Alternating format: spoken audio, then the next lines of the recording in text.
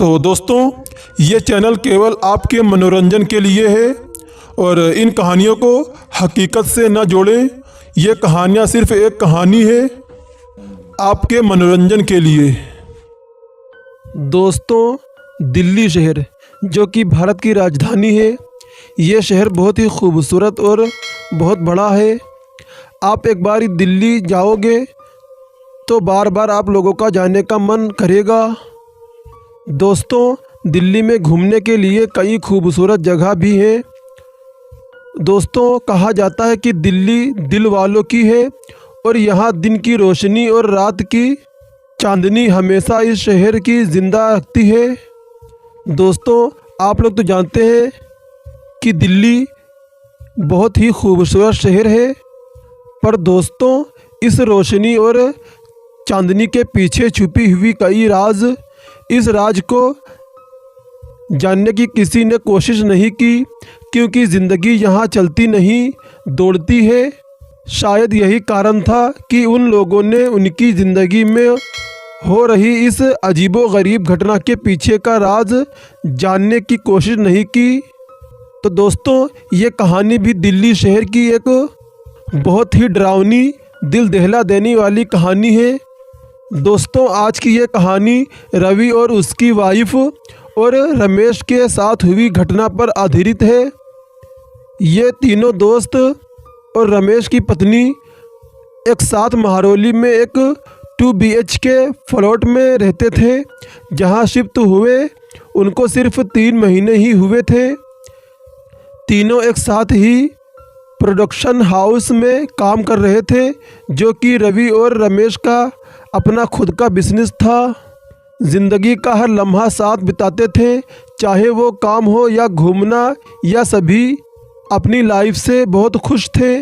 लेकिन हर दिन सुबह 5 बजे अपने ऑफिस जाने के लिए जब उठते थे तो पूरे घर की लाइट ऑन होती थी।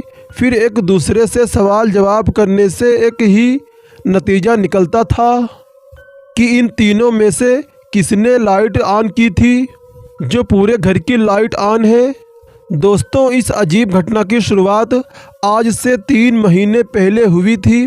उन्होंने ये बात किसी को भी नहीं बताई और उन्हें यह डर था कि शायद उनके दोस्त उनका मजाक बनाएंगे। और शाम के करीब तकरीबन 5 बजे ये तीनों अपने काम से लौटते थे। शाम 6 बजे घर का काम करने वाली बाई भी आ जाती थी और कभी कभी उसका बच्चा भी आया करता था। और वो बच्चा चीज़ों से छेड़खानी करता था, पर कोई भी कुछ नहीं कहता था, क्योंकि उनके इलाके में बाई मिलना बहुत मुश्किल था और इसीलिए उन्हें उस बाई और उसके बच्चे से कोई प्रॉब्लम नहीं थी। लेकिन एक दिन अचानक हद ही हो गई। जब रवि और उसकी वाइफ देर रात बाहर से घर आए तो देखा बाई का बच्चा उनके बेडरूम में खेल रहा था। तो उन्होंने सोचा काम करने वाली बाई पड़ोस में काम करने गई होगी, इसीलिए बच्चे को यहाँ छोड़कर चली गई है।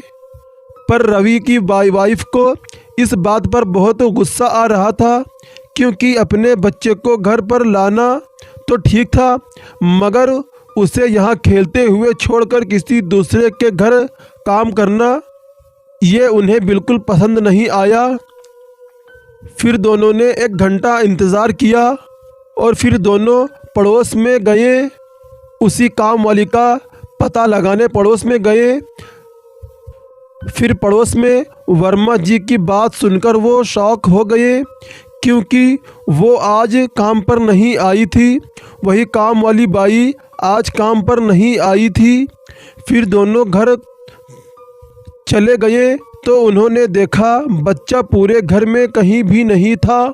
फिर इन लोगों ने सोचा कि अभी हम घर के बाहर गए थे तो वो बच्चा घर ही में खेल कूद रहा था, और अब हम वापस आए हैं तो अचानक वो बच्चा कहाँ चला गया। ये दोनों बहुत ही परेशान हो गए कि आखिर बच्चा गया तो कहाँ गया। फिर इन दोनों ने ज़्यादा नहीं सोचा क्योंकि उन्हें एक पार्टी में जाना था। फिर रात को रमेश लेट नाइट सूट करके आया और उसने देखा पूरे घर की लाइट और बाथरूम की लाइट ऑन पड़ी है। फिर रमेश ने बाथरूम का गेट खोला और देखा पूरे बाथरूम में खून फैला हुआ था। ये सब देखकर रमेश एकदम से डर गया। फिर रमेश डर के मारे मेन गेट की तरफ भागा।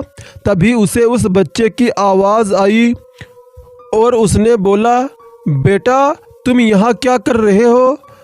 रमेश की बात पर बच्चा कुछ नहीं बोला और धीरे धीरे मुंह ऊपर उठाकर मुस्कुराया, लेकिन उसकी मुस्कान में अजीब सी बात थी, जैसे उसने कई राज छुपा रखे हों। वो डर के मारे बाहर निकल गया और रवि और उसकी वाइफ को भी बुला लाया। फिर सब लोगों ने सोचा कि आखिर ये बच्चा किस तरह का बच्चा है, कुछ समझ में ही नहीं आ रहा है। अचानक गायब हो जाता है और ये बच्चा अचानक आ जाता है। फिर वो सब अचानक डरे डरे अंदर गए। अब रात के करीब 12 बज रहे थे। उन्हें किसी भी तरह रात काटनी थी। सुबह तक तीनों बहुत ही खौफ में थे, आखिर ये क्या हो रहा है। फिर रवि ने मकान मालिक को कॉल लगाया और सारी रात बताई, जो भी उनके साथ हो रहा था। उस मकान मालिक को सारी बात रमेश ने बताई। उन लोगों की बात सुनकर तब मकान मालिक ने उन्हें बताया कि कुछ सालों पहले यहाँ एक परिवार रहा करता था, जिसमें पति पत्नी और एक बच्चा था। कर्ज के बोझ के कारण पहले उनसे यानी उस पति ने अपनी बीवी बच्चे को मारा, फिर खुद मर गया। फिर मकान मालिक से ने बताया, फिर जब से उन तीनों की मौत हुई है तब से इस घर में इसी तरह के हालात हो रहे हैं।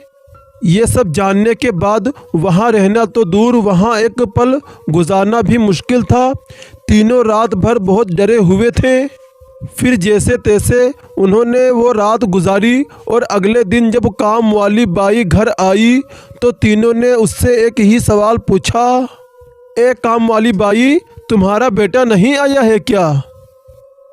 उन तीनों की बात सुनकर फिर वो काम वाली बाई पहले तो 1-2 मिनट तक चुपचाप रही और फिर बोली कि साहब जी, मेरा तो कोई भी बेटा नहीं है।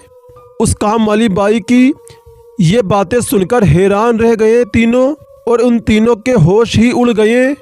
फिर रवि ने एक बार फिर से पूछा कि क्या सच में तुम्हारा कोई बेटा नहीं है? फिर काम वाली बाई ने कहा, नहीं साहब जी, मेरा कोई भी बेटा नहीं है। ये बातें सुनकर तीनों के पसीने आने लगे और रवि की वाइफ चक्कर खाके तुरंत गिर गई। अब तीनों समझ गए थे कि इस मकान में जो बच्चा था वो कोई आत्मा था। फिर तीनों अगले दिन वो प्लाट छोड़कर दूसरी जगह चले गए, क्योंकि वो तीनों इतना ही डर गए थे जब से मकान मालिक ने उनको बताया था कि 3 मौत इस घर में हो गई थी। फिर तो ये तीनों बहुत ही डर गए थे।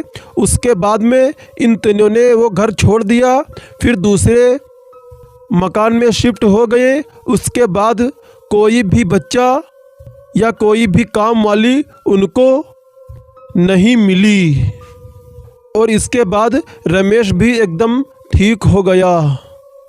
दोस्तों, कहानी कैसी लगी हमें कमेंट करके ज़रूर बताएं। तो दोस्तों, मैं हिंदुस्तान यूनिलीवर कंपनी में ऑपरेटर का काम करता हूँ। मेरा घर कंपनी से तकरीबन 10 किलोमीटर दूर पर है। और दोस्तों, मेरे पास एक बाइक है जिससे मैं अपने घर से कंपनी और कंपनी से घर का सफ़र पूरा करता हूँ। एक दिन ऑफिस से घर जा रहा था तो रास्ते में मुझे मेरे कॉलेज, जिसमें मैंने अपनी ग्रेजुएशन पूरी की थी और उसी कॉलेज में मैंने अपनी पूरी पढ़ाई की थी, जितना भी मैं पढ़ा था उसी कॉलेज में मैंने पढ़ाई की थी। और उसी कॉलेज के बाहर एक लड़की दिखाई दी जो मुझे देखकर मुस्कुरा रही थी। फिर मैंने उस लड़की को ना देखते हुए घर की ओर निकल पड़ा। दूसरे दिन फिर वही लड़की मुझे उसी जगह पर दिखाई दी। वो भी मुस्कुरा रही थी और मैं भी मुस्कुराता हुआ निकल पड़ा। और दोस्तों, मैं ये बताना चाहता हूँ कि मुझे उस लड़की की प्यारी सी मुस्कान से प्यार हो गया था, लेकिन कभी मैं वहाँ रुकने की कोशिश नहीं की। और फिर वो लड़की कई दिनों तक मुझे वहाँ दिखी। और एक दिन की बात है कि एक दिन वो लड़की मुझे वहाँ नहीं दिखाई दी। मैं बेचैन सा हो गया, लेकिन मैं उसके बारे में कुछ भी तो नहीं जानता था, क्योंकि मैंने उस लड़की से कोई भी बातचीत नहीं की थी और ना ही मैंने उससे कुछ पूछा था कि तुम कहाँ रहती हो। बस सिर्फ वो मुझको देख रही थी और मैं उसे देख रहा था। इसीलिए दोस्तों, उसका पता भी नहीं लगा सकता था। मैं कई दिनों तक उस लड़की को नहीं देखने से बेचैन सा हो गया और मैंने सोचा, यार वो लड़की पता नहीं कहाँ है कि मुझे दिख ही नहीं रही है। फिर दोस्तों, ये सारी बात सोचते हुए मैं कई बार तो कंपनी से जल्दी निकलकर उसका इंतज़ार भी करता, पर वो लड़की मुझे नहीं दिखी। एक दिन मेरे मोबाइल पर किसी अनजाने नंबर से फ़ोन आया और मेरा मोबाइल बजने लगा। फिर मैंने देखा नया नंबर है। फिर मैंने फ़ोन उठाया तो उधर से एक लड़की बोली, हेलो। फिर मैंने कहा, हाँ हेलो, कौन बोल रहा है? हेलो, क्या मेरी आपको आवाज़ आ रही है? फिर उसने कहा, हाँ आपकी आवाज़ तो मुझे आ रही है। फिर दोस्तों, उस लड़की ने मेरा नाम पूछा और वो मुझसे बात करने लगी। और फिर उस लड़की ने बताया कि मैं वही लड़की हूँ जिसे तुम रोज़ बाइक से गुज़रते हुए देखा करते हो। फिर दोस्तों, ये सुनते ही मैं अचंभित सा रह गया। मेरे तो होश ही उड़ गए कि ये तो वही लड़की है। और फिर मैंने सोचा कि इसके पास यार मेरा नंबर कैसे आया और ये लड़की मुझसे बात क्यों कर रही है। लेकिन दोस्तों, मैंने उसकी मीठी बातों में इतना खो सा गया कि ये सब बातें उससे मैं पूछना ही भूल गया। एक दिन उसने मुझे कॉलेज के बाहर मिलने के लिए बुलाया। मैं और मेरा दोस्त हम दोनों बाइक पर उससे मिलने को गए, क्योंकि कभी मैं लड़की से अकेले नहीं मिला था तो घबरा सा रहा था। इसीलिए मैंने अपने दोस्त को साथ में ले जाना सही समझा और मैं अपने दोस्त को साथ में लेकर के चला गया। फिर दोस्तों, मैं और मेरा दोस्त जैसे ही कॉलेज के बाहर पहुँचे तो वहाँ तो कोई लड़की नहीं थी। फिर हम लोगों ने काफ़ी इंतज़ार किया और मैंने काफ़ी फ़ोन लगाया, लेकिन उस लड़की का फ़ोन स्विच ऑफ था, फ़ोन बंद था। मैं घर लौट गया। अपने घर में घुसते ही फ़ौरन उस लड़की का फ़ोन आया। फिर मैंने देखा ये तो यार वही लड़की का फ़ोन है। फिर मैंने फ़ोन को उठाया और मैंने गुस्से से कहा, हम वहाँ पर आपका इंतज़ार कर रहे थे, आप क्यों नहीं आई वहाँ पर? क्या हमको पागल समझा है आपने? फिर मेरी बात को सुनकर उस लड़की ने कहा कि तुम अपने दोस्त को क्यों साथ में लेकर के आए थे? मुझसे अकेले मिलने आना। फिर मैंने कहा, ठीक है, मैं अकेले ही आऊँगा। फिर दोस्तों, अगले दिन सुबह मैं अपने फ़ोन से उसके फ़ोन लगाया, लेकिन उसकी मम्मी ने फ़ोन उठाया। फिर मैं तो एक बार डर सा गया, लेकिन कॉलेज के प्रोजेक्ट का बहाना कर उससे बात करने लगा। उस लड़की की मम्मी से बात करने लगा और मैंने कहा, आंटी जी, क्या आपकी लड़की से मेरी बात हो सकती है, क्योंकि मुझे कॉलेज का थोड़ा सा काम पूछना है। फिर दोस्तों, मेरी बात सुनकर उस लड़की की मम्मी ने कहा, अरे बेटा, तुम पागल हो क्या? तुम्हें कुछ नहीं पता है? बेटा, प्रिया को मरे तो 3 महीने तकरीबन हो चुके हैं। दोस्तों, उसकी मम्मी की बात सुनकर मैं हक्का बक्का सा रह गया। मेरे तो एकदम से रोंगटे ही खड़े हो गए और मेरे हाथ से मोबाइल एकदम से छूट गया और मैं बुरी तरह कांपने लगा, क्योंकि उसकी मम्मी ने जो मुझे बताया था, ये सारी बात सुनकर मेरे तो होश ही उड़ गए। फिर मैंने सोचा कि यार, मैं जिस लड़की को देख रहा था और जिससे मैं बात कर रहा था, वो क्या एक आत्मा थी? दोस्तों, ये सब बात जानने का बाद भी मुझे फिर भी विश्वास नहीं आया।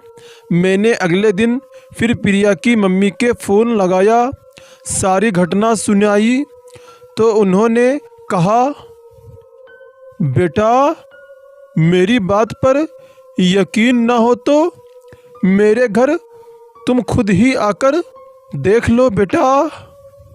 फिर दोस्तों, मैं प्रिया के घर गया तो प्रिया के फ़ोटो पर माला लगी थी। मैंने देखा उसकी माँ ये घटना सुनाकर रोने लगी। फिर मैंने उसकी माँ को हौसला दिया। फिर दोस्तों, उस दिन से मैंने अपनी वो सिम निकालकर फेंक दी और नए नंबर ले लिया और फिर कभी फ़ोन नहीं आया उस लड़की का। लेकिन दोस्तों, आज भी मैंने अनजान नंबर से अक्सर सहम जाता हूँ। जब भी मेरे फ़ोन पर कोई अनजान नया नंबर आता है तो मैं एकदम से डर जाता हूँ और सोचता हूँ कि यार, कहीं ये उसी लड़के का फ़ोन तो नहीं आया है। दोस्तों, आप लोगों को मेरी आप बीती पसंद आए तो इस कहानी को ज़्यादा से ज़्यादा शेयर करें। कमेंट बॉक्स में छोटा सा अपनी राय ज़रूर भेजें।